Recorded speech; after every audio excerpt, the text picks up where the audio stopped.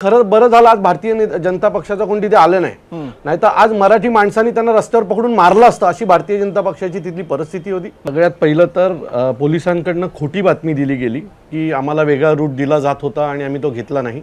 मी स्वतः आदल्या दिवशी काल 3 वाजेपर्यंत त्या काश्मीरा पोलीस स्टेशनला होतो आणि आमचं रूटच्या बाबतीत कुठेच बोलणं झालं नाही। मोर्चा काढू नका, ते माफी मागतील असाच पोलिसांचा सूर होता।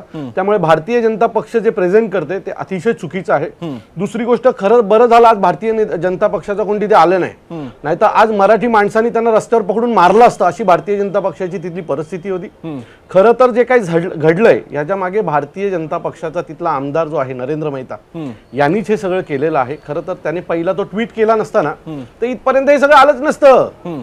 आणि आजही तुम्ही त्यांच्या स्टेटमेंट ऐकल्यात ना तर आमच्या मोर्चाचं उद्दिष्ट वाईट होतं, पण त्या व्यापाऱ्यांनी काढलेल्या मोर्चाचं उद्दिष्ट खूप चांगलं होतं।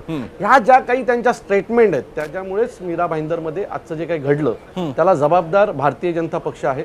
भारतीय जनता पक्ष आता एक पोर्ट्रे करायचा प्रयत्न करते की मराठी तुम्हाला मराठी आणि परप्रांतीय असं एक भांडण लावायचं काम भारतीय जनता पक्षाकडनं सुरू आहे।